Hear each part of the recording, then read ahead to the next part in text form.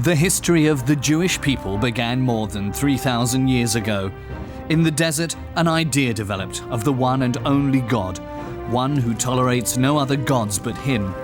Monotheism was an idea that would change the world.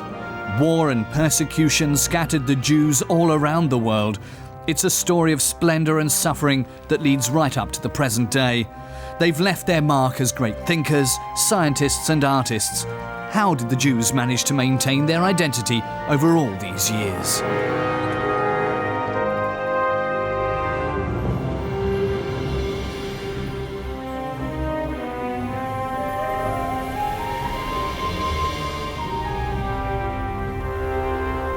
The Jews, history of a people.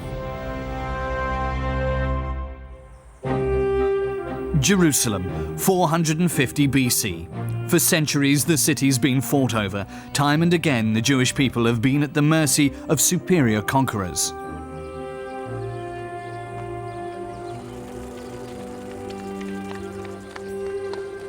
After a long captivity in Babylon, the Jews are finally allowed to return to their homeland.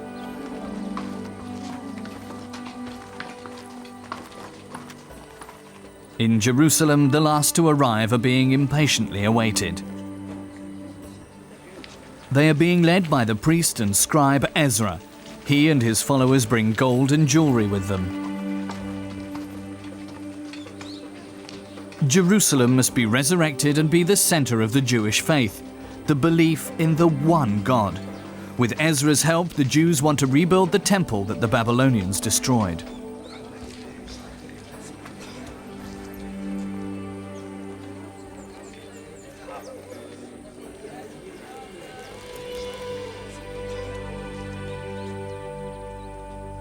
Part 1. Exodus.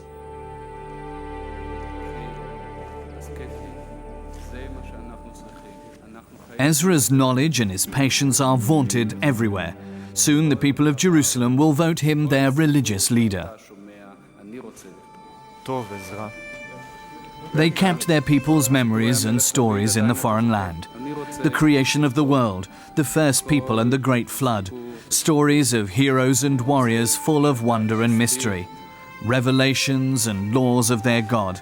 Now they're compiling all of these religious traditions for the rest of time.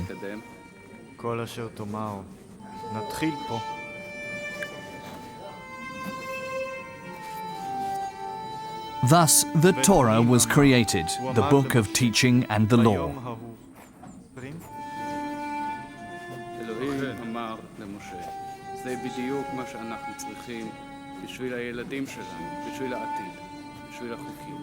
To this day, this book stands at the center of the Jewish religion, but the Torah is not of significance only for Jews.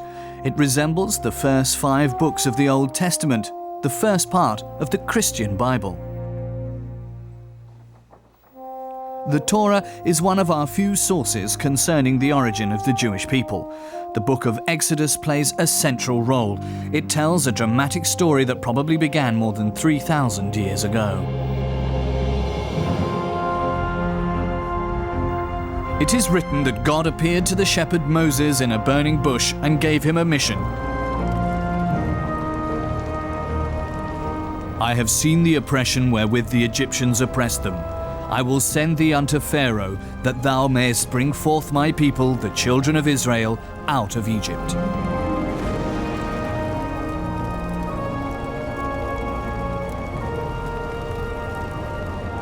For 400 years, the Jews have lived in Egyptian servitude. Now Moses begs Pharaoh, "Let my people go." But the Egyptian ruler declines. So God brings plagues and natural disasters onto the land. And when all the firstborn of the Egyptians die, Pharaoh lets the Israelites go free.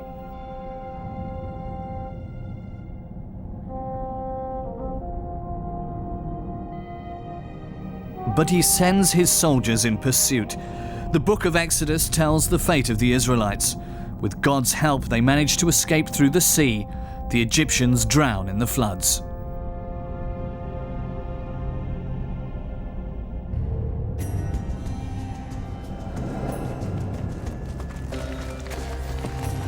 Moses is leading the Israelites through the desert. What keeps them going is their hope for God's promised land, flowing with milk and honey.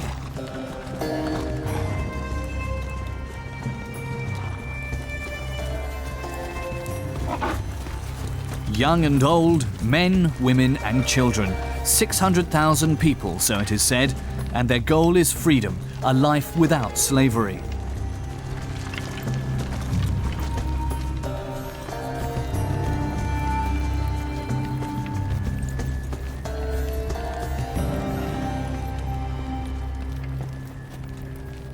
To this day, Jews celebrate Passover and remember their exodus, their flight from Egypt.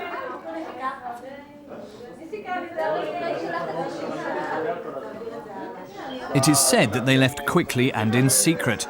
There was no time to prepare sourdough for their bread. That's why Jews still eat matzah at Passover, the unleavened bread.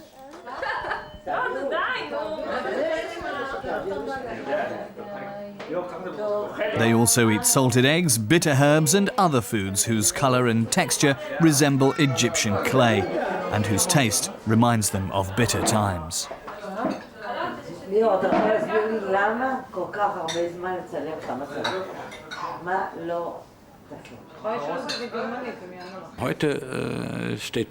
Today, Passover is the focal point because it means liberation.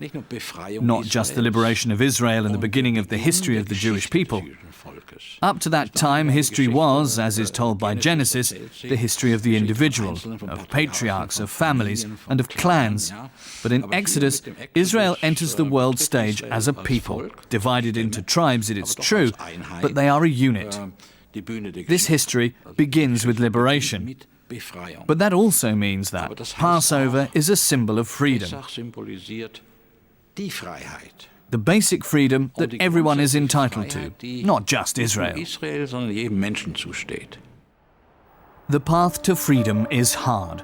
In the third month, the fugitives reach Sinai. This peninsula lies between Egypt and modern-day Israel. The Israelites are said to have fought their way to the Promised Land through this inhospitable environment. They don't have enough water or food. Every day is a test. Is God really with them?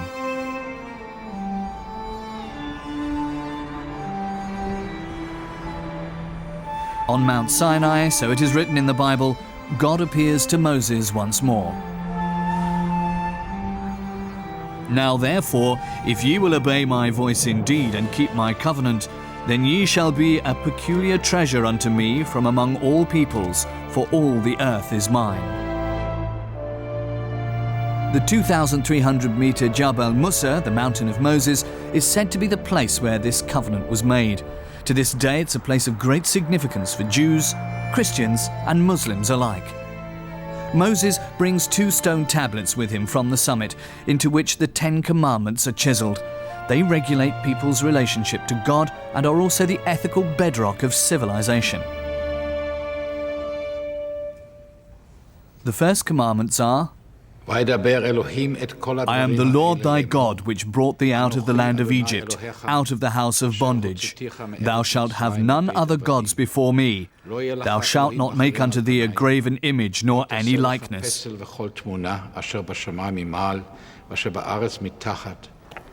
Shocking commandments, new and alien. All the other cultures all around worship many gods and make likenesses and statues of them. The Israelites alone are to believe their God to be so great that there is no room for other gods and that no image could represent him.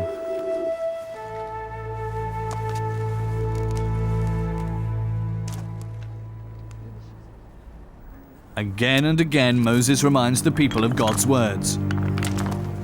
And if you shall reject my statutes and break my covenant, I also will do this unto you. I will appoint terror over you, even consumption and fever that shall consume the eyes and make the soul to pine away. The Torah contains a further 603 injunctions. They regulate the whole of life, from waking to sleeping, from the cradle to the grave. It's the duty of every Jew to follow them, but they also give security and strength in the ebb and flow of history in every place on earth. One important commandment also demands the circumcision of every male Jew 8 days after his birth. Just like their forefathers, every male Jewish infant is circumcised 8 days after his birth as a symbol of his covenant with God. This important symbolic act marks his initiation into the Jewish world and is celebrated with a big party.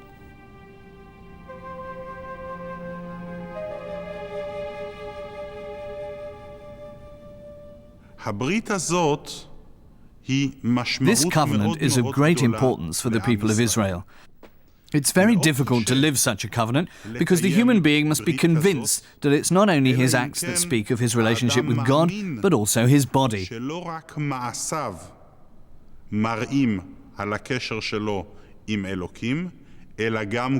Circumcision is a painful, incomprehensible step that frightens parents before they do this to their son.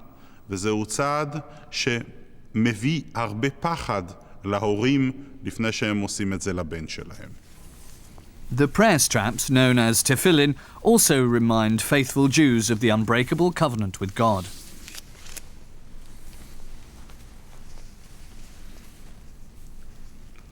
ברוך אתה השם אלוקינו מלך העולם אשר קידשנו Every little במצוותיו box contains 4 Torah texts על written on מצוות parchment. And it shall be for a sign unto thee upon thine hand, and for a memorial between thine eyes, that the law of the Lord may be in thy mouth. For with a strong hand hath the Lord brought thee out of Egypt. טרם כל יציר נברא, לעת נשא בחפצו כל, אזי מלך שמו נקרא. It is written that the Israelites wandered through the desert for 40 years. Then they reached Mount Nebo in modern-day Jordan. It was here that Moses set eyes on the promised land, and once again he heard God's voice. This is the land which I swear unto Abraham, unto Isaac, and unto Jacob, saying, I will give it unto thy seed. I have caused thee to see it with thine eyes, but thou shalt not go over thither. Moses was never to reach the destination of their long journey. He died and was buried at an unknown location. Eretz Israel, the land of Israel. To this day it remains the land of longing for many Jews. According to biblical dating, the Israelites entered Canaan around 1300 BC. There they met other peoples with whom they will be at war time and again over the coming centuries.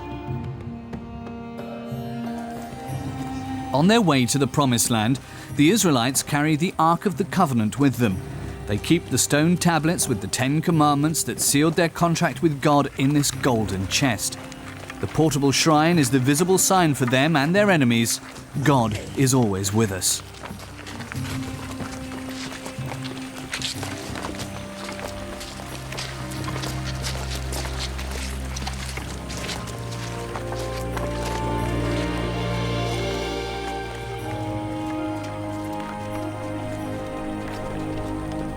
After conquering the land, the Israelites are said to have congregated in Shiloh for the time being, which is between Jerusalem and modern-day Nablus. For the first time, they have a fixed centre for their shrine. The time of wandering seems over. The nomads become settled. But was their exodus really as the Bible tells it? Many scholars today doubt this account. The conquest of Canaan by the Israelites is also contested. Indefatigable archaeologists are looking for definitive traces.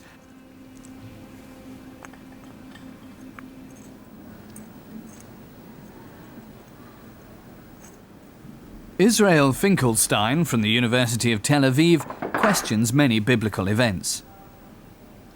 Archaeology has shown in the last century or so that many of the sites which are mentioned in the text in relation to the conquest story simply did not exist, were not inhabited, so to speak, at that time. And secondly, we know today that the fall of the Canaanite system, Egypto-Canaanite system, was a long process. So we are not dealing with a military conquest of Canaan by a group of people who march under one leadership and take, one city after the other. The Torah isn't a historical treatise. It's a book of faith in which the birth of a people is recorded.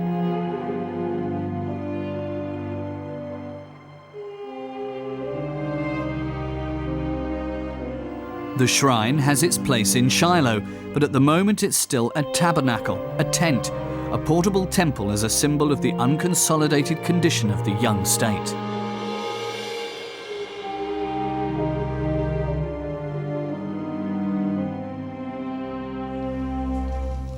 Many hundreds of years later, Ezra the priest and other scholars write down the history of their ancestors. This is how the Israelites are said to have settled in different places after their exodus. Only weakly allied with each other, they were, however, surrounded by powerful enemies. The Israelites were dissatisfied, so it is written. Their tribal leaders, the judges, were no longer adequate. The demands of the people grew louder and louder. That we also may be like all the nations, and that our King may judge us, and go out before us and fight our battles.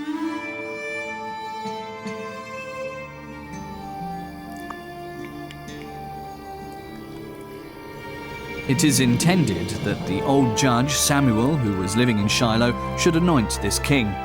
The wise Samuel accepts the task, even though he warns of the dangers of an abuse of power. But his objections fall on deaf ears, and so Saul becomes the first king of Israel, and the loose association of tribes becomes a state. Is it not that the Lord hath anointed thee to be prince over his inheritance?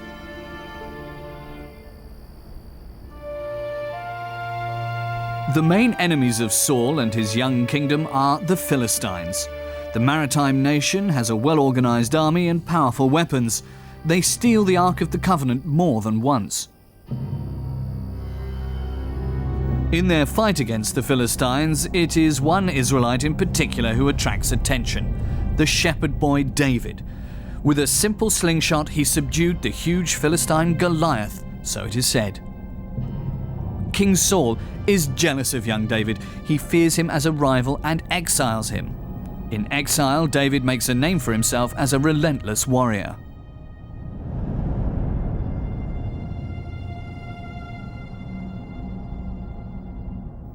The victory over Goliath becomes the symbol of the successful battle of one who is weaker against a more powerful enemy, and David is the symbol of a hero par excellence.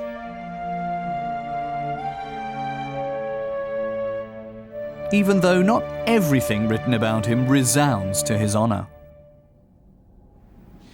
There are parts of the story, let's say in the book of Samuel, where we do have, I think, texts describing David in a genuine historical way.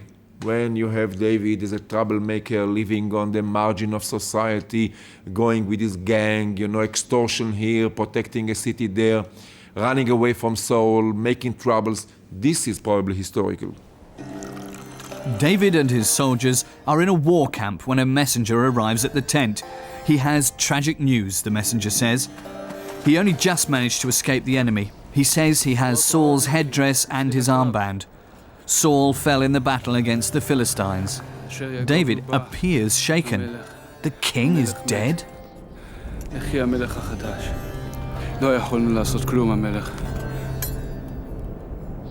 According to tradition, he tore his shirt. Honest mourning or cold calculation? Only a short while later, David is crowned king.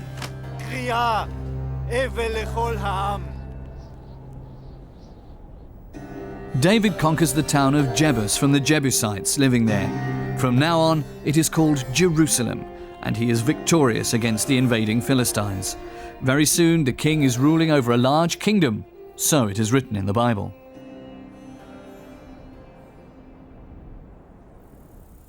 The city of Jerusalem is the new capital. It is here that David brings the Holy of Holies of the Israelites, the Ark of the Covenant, with the stone tablets of the law.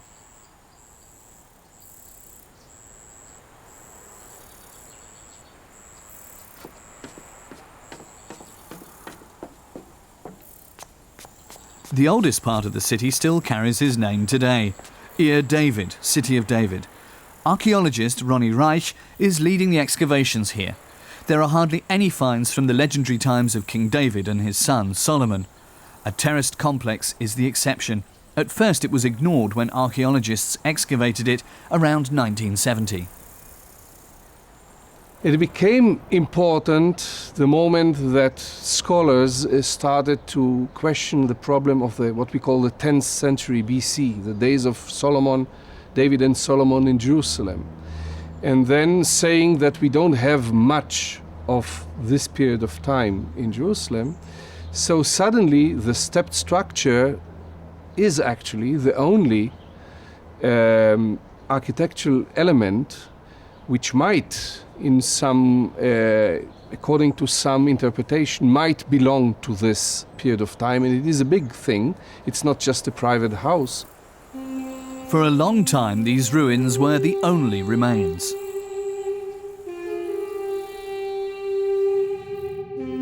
But in 1993, archaeologists made a sensational discovery.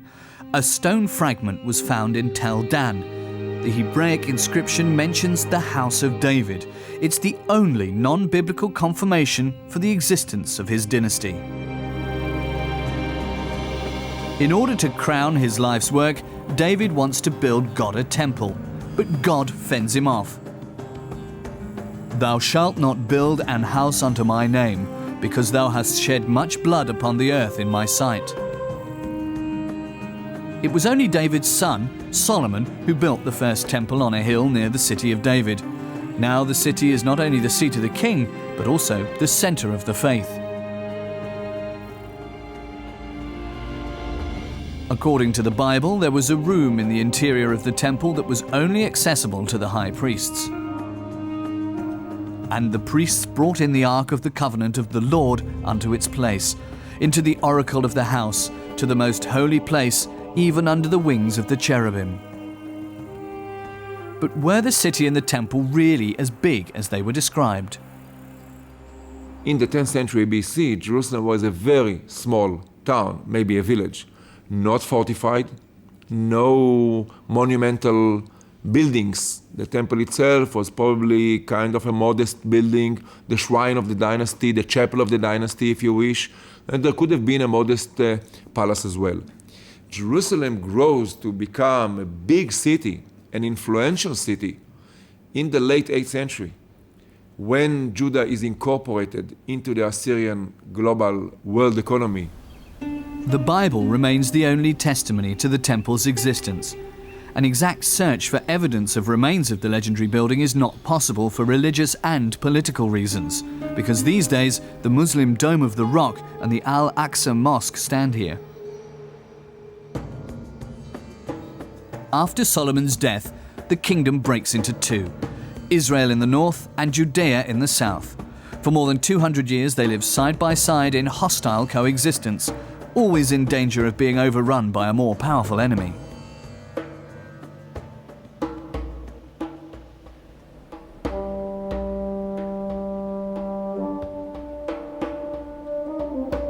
Right into the 8th century, their religious customs are hardly different from those of other peoples around the Mediterranean.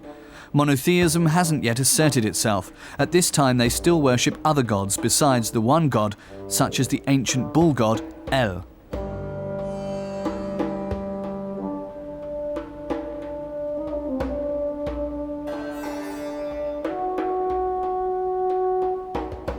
From time to time, God even has a wife, the ancient Syrian goddess Asherah.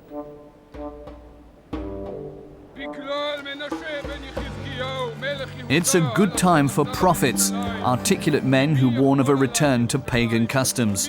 Fearless, they make themselves into the voice of God's messages. They are both social critics and soothsayers. The prophet Jeremiah is one of those who demands penance and a return to stricter ways. Otherwise, God would send a terrible tribunal and Jerusalem would perish.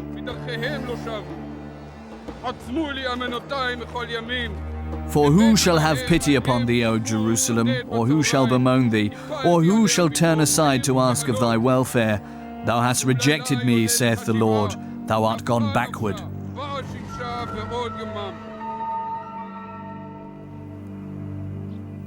The threats from external enemies are growing. Within the city walls there is hardly a single well.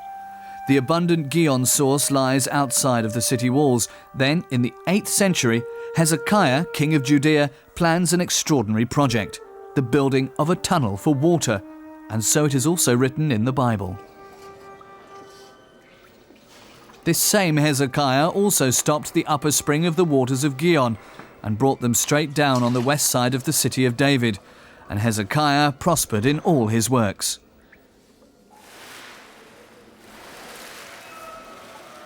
A tunnel below the city was already discovered in the 19th century. For a long time it was disputed whether this was the 8th century biblical tunnel or not. In 2003, researchers from Jerusalem decided to investigate the ancient tunnel. With the help of radiometry, they examined the tunnel walls. The result is a sensation.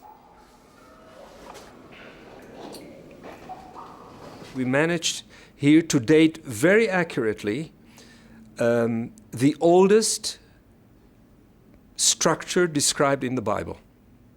There is no structure in the Bible described in the Old Testament which has been really dated by scientific methods. But how did workers of the Bronze Age manage to build a 530-metre tunnel into the mountain without losing their bearings? Especially since they dug from both ends at the same time, as a contemporary inscription records. Did they simply follow the natural course of the water? This is also a question that researchers are investigating by examining tears and gaps in the stone.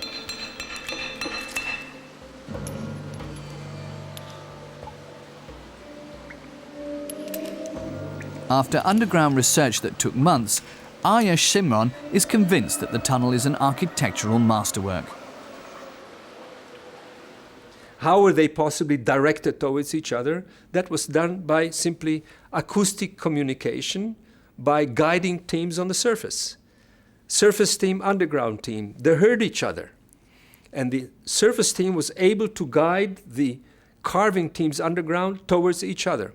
But since the sound communication is not really all that precise, it also then explains why the tunnel zigzags and swings around and does all kinds of funny things rather than goes in a straight line.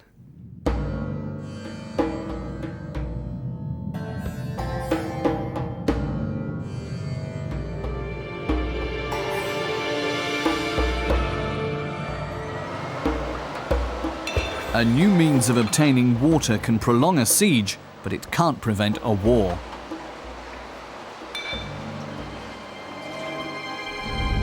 In 586 BC, the Babylonians conquer Jerusalem.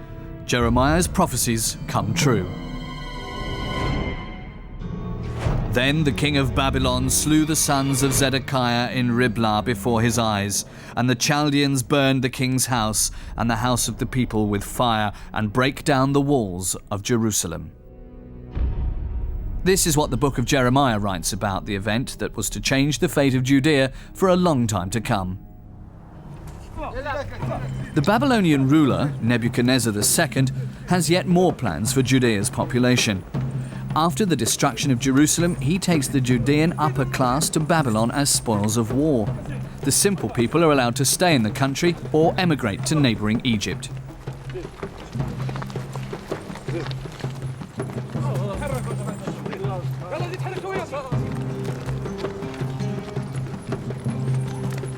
The Judeans have lost their religious center and their land. Jerusalem is in ashes. Will they also lose their faith in God?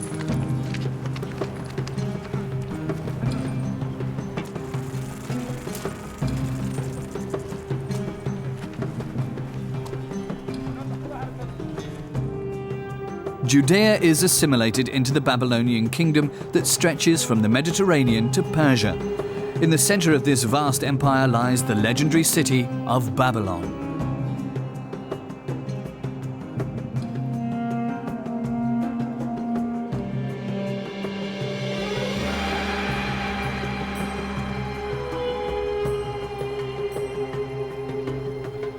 It is the time of Nebuchadnezzar II.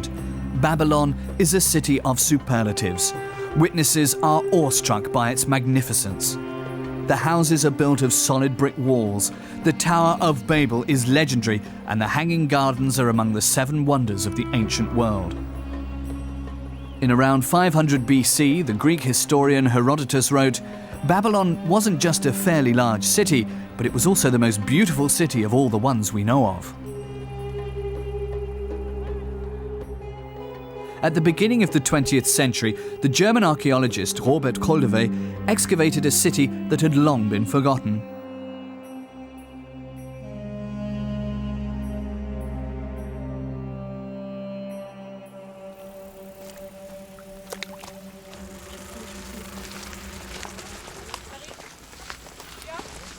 Most Judeans are living a good life in their Babylonian exile. Women and children can move about freely, and many men are working as officials at the court.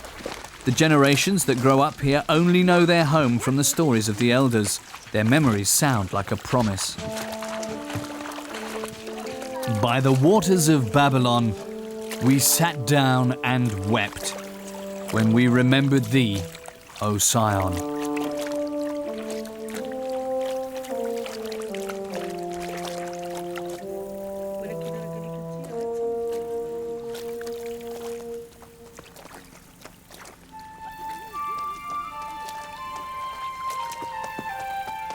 They called Jerusalem Zion, the city chosen by God and his people. For them, it was the embodiment of the promised land. Their hope to one day return and their faith in their God united them in these foreign lands. In 539 BC, the Persian king Cyrus conquers Babylon and allows the Judeans to return home. Some decide to stay and found the Babylonian community that was to remain in existence for more than 2,000 years. Cyrus thus ensured himself an important place in Jewish history. Was it political calculation or clemency towards the conquered peoples? On the so-called Cyrus cylinder, which is now in the British Museum in London, the ruler had his achievements recorded. I, Cyrus, king of this vast empire, king of the four shores of the world, I brought the gods who were living there back to their place. I got all their people together and brought them back to their homes. I don't think this was the only example that was written under Cyrus. I think there must have been many proclamations issued about what was going to happen, and in the authorship of the Old Testament, this was using the same terminology in some cases as the original Babylonian text, interpreted that Cyrus was the messenger of the God of the Jews and that he had come specially to rescue the Jews in their predicament.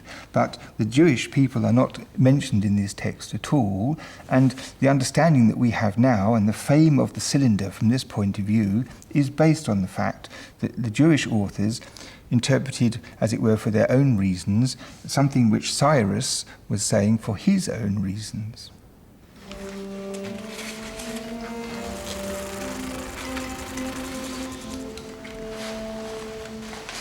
For many scholars, the history of the Jews begins with the return from exile.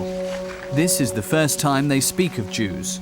They are faced by a great challenge. Ezra and other scholars compile the Torah from writings and other traditions.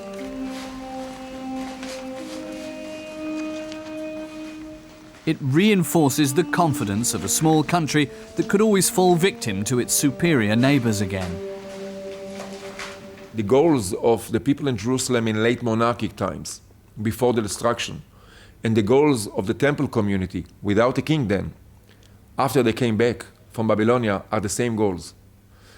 And both are dealing with giving an identity and with building the boundaries for the nation. And both do that with mainly two platforms. There's the platform of the law, which is extremely important, the book of Deuteronomy and so on.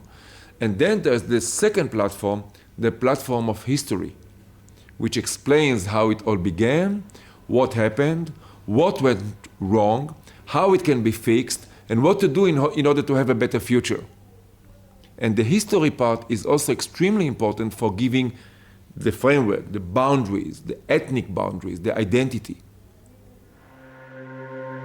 The shrine of the book is in the Israel Museum. Here, the oldest Torah texts that have been so far found are kept. They are copies of copies. They come from Qumran on the Dead Sea. They were written down at around 240 BC.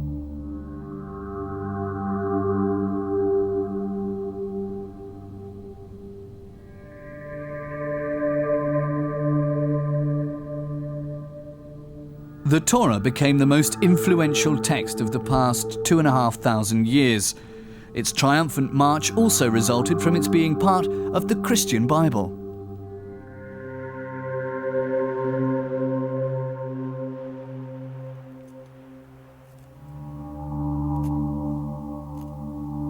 For devout Jews, the Torah isn't a text that developed over time, but a godly revelation. Every Torah roll has to be treated with the utmost care and can only be written by hand. The sofer, the Torah writer, needs years of practice. Every one of the 300,000 letters is carefully formed.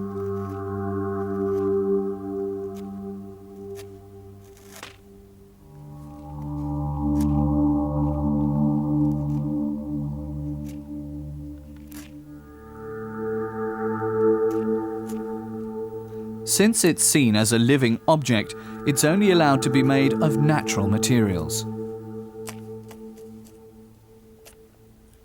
It is written on vellum with a turkey or goose quill. Utmost concentration is required because any mistake would make the Torah unusable.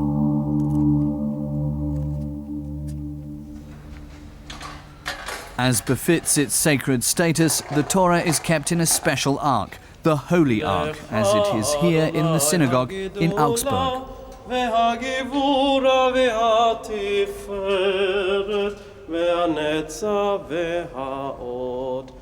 Every time it's taken out of the shrine, the cantor sings a song in its honor.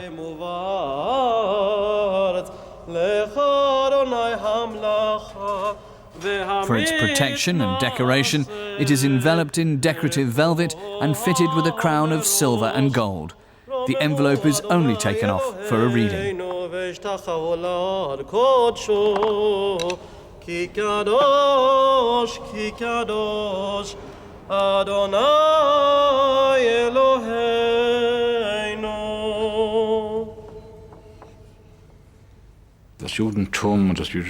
One can't imagine Judaism and the Jewish people without the Torah. But now one has to ask, what does the Torah mean? Is it the 5 books of Moses per se, or the whole body of Jewish wisdom and teaching that arise from the Torah? And we have to take the Torah as a whole, and not just the 5 books of Moses in the narrow sense. Of course, they are the anchor point of the whole, but there is a vast body of literature that is based on the Torah and that comes out of the Torah. And the whole of Jewish life in all its aspects is shaped by the Torah.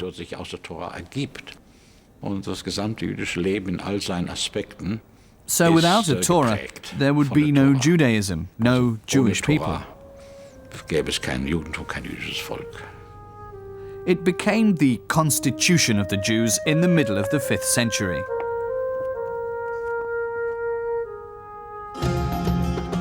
In 332 BC, the Greek Macedonian ruler Alexander the Great conquers the Mediterranean's east coast.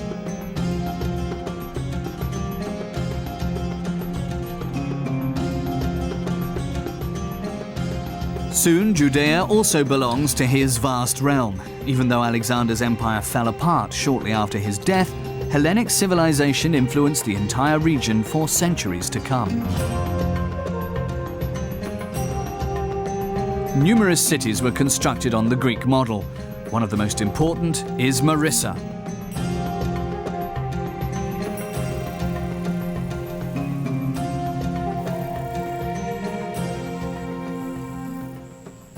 These days, there is little evidence of the city's former size in Israel's barren landscape. The whole mountain is covered in a network of caves and cisterns made by the one-time inhabitants of Marissa.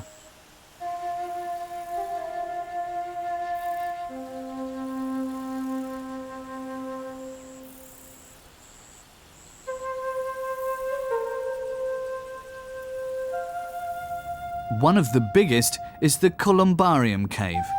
Pigeons were bred in 2,000 niches, as homing pigeons, sacrificial animals, or simply as food.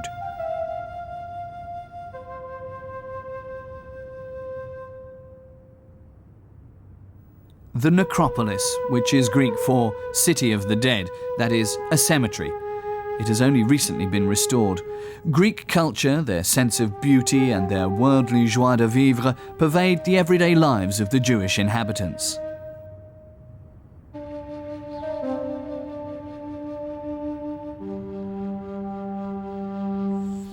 The rich upper class is particularly fascinated.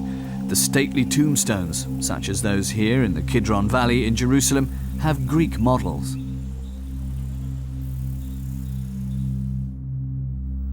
The superficiality of the foreigners and their influence alarms the devout Jews. In the first book of the Maccabees, it is written that, "Whereupon they built a place of exercise at Jerusalem according to the customs of the heathen, and made themselves uncircumcised, and forsook the holy covenant, and joined themselves to the heathen."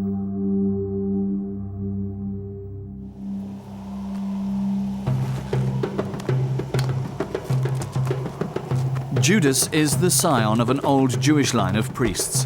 Right from the start, he's brought up to despise Greek culture.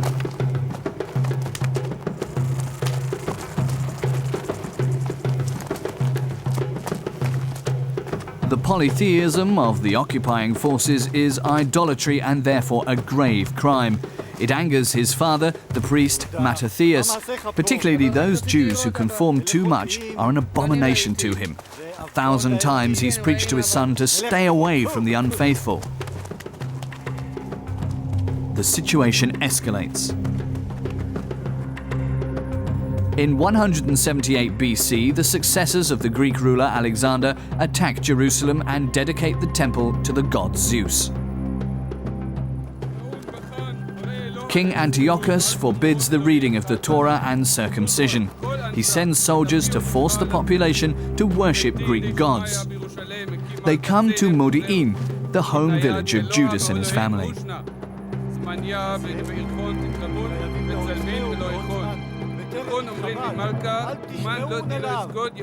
The priest Mattathias adjures the inhabitants.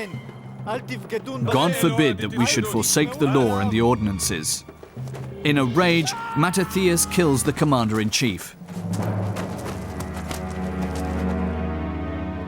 The family flees into the mountains. Soon, more and more followers come to join them. For many decades, the rebels fight the occupation.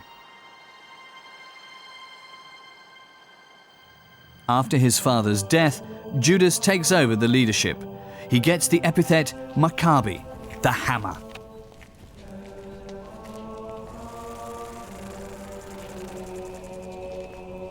His biggest triumph? Judas Maccabeus reconquers the Temple Mount in Jerusalem and drives off the Hellenized Jews. He destroys the statue of Zeus and dedicates the temple to the God of the Jews again, on the 25th of Kislev, the third month of the Jewish calendar.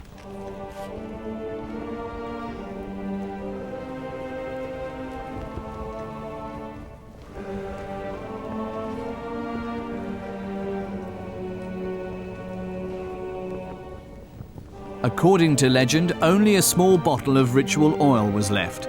It is said to have fed the flame of the menorah, the seven-branched candelabrum, for 8 days.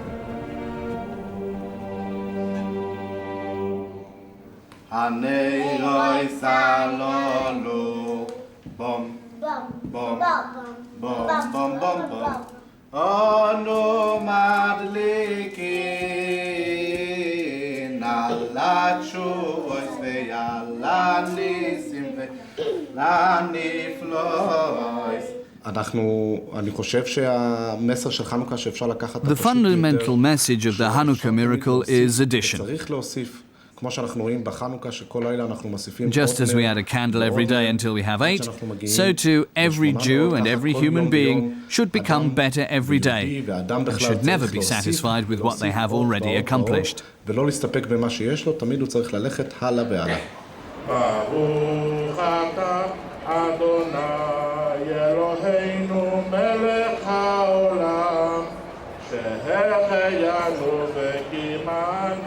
Since 1995, 50 years after the Holocaust, the Jewish community in Frankfurt has been openly celebrating Hanukkah again.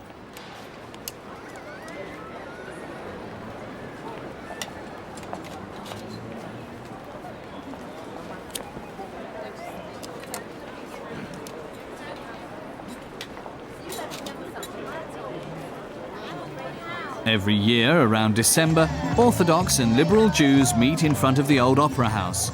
The celebration unites them with each other and with their ancestors. In the second book of the Maccabees, it is written that they ordained also by a common statute and decree that every year those days should be kept of the whole nation of the Jews.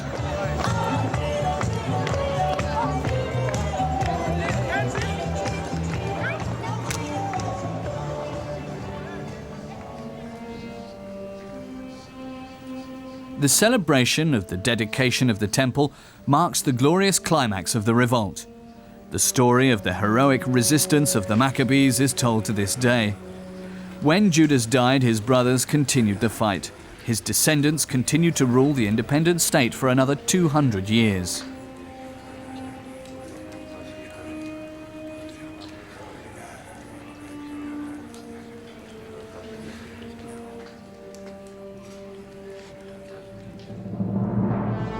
In 66 BC, the Roman general Gnaeus Pompeius Magnus conquers Asia Minor.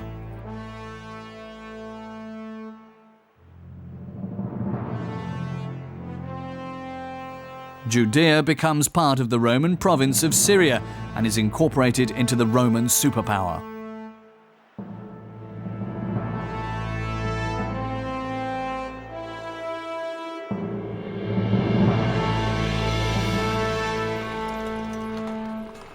From now on, the city on the Tiber will determine the fate of the Jewish people.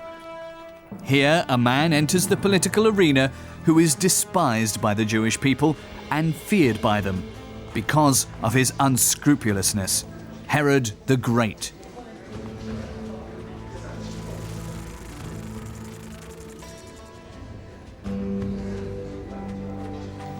The Roman Senate declares Herod king of Judea. Rome will protect him as long as he represents Rome's interests. He survives several changes of power at the head of the Roman state through charm and diplomacy. When he ascends his Judean throne, the real power behind him is actually Rome.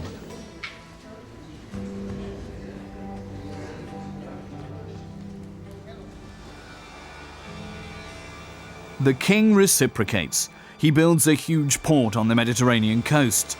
It becomes the biggest town in Judea, bigger even than Jerusalem. In honor of the Roman Caesars, he names it Caesarea Maritima.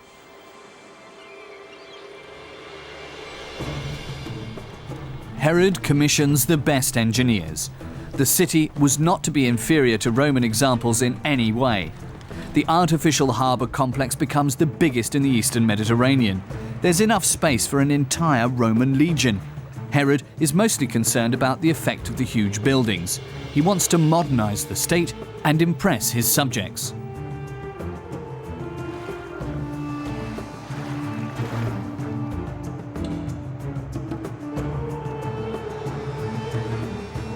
The port of Caesarea is a destination for trading ships from all across the Roman world. A tax-free zone is created to attract wealthy potential traders.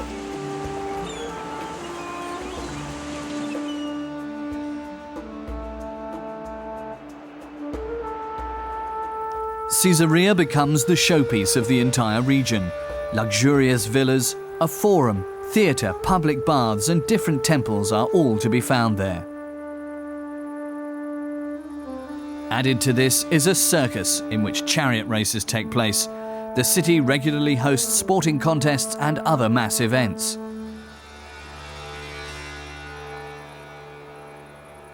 הורדוס נחשף אישית בעיניו. Herod personally experienced the power of Roman architecture. He saw the force and charisma of the temples, theatres, circuses with his own eyes. That's why he wanted to introduce them in his realm too, because he saw in them the pinnacle of culture. He probably wasn't a great intellectual.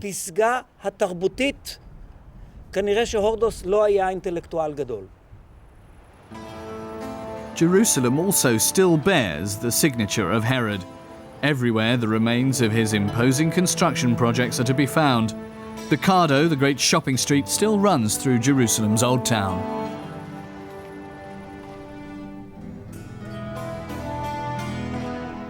Nearby, archaeologists excavated Herod's residential area in the 1970s. This is where the rich and beautiful lived as luxuriously as they did in Rome, with baths, floor heating, and elaborately painted walls.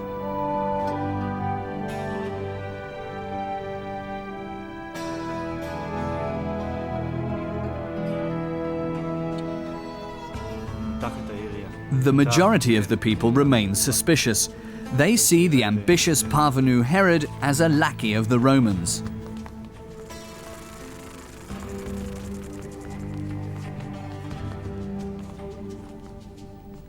The king curries favor among the people. One major building project is meant to silence the critics, particularly the devout Jews. A new temple is proposed, which will even eclipse Solomon's temple.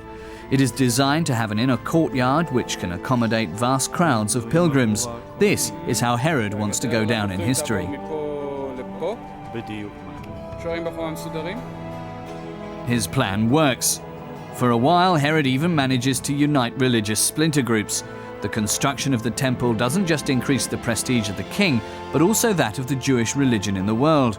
It also breathes new life into Judean trade, and Jerusalem becomes a metropolis in which 100,000 people live. Herod, however, doesn't live to see its dedication. He dies 60 years earlier.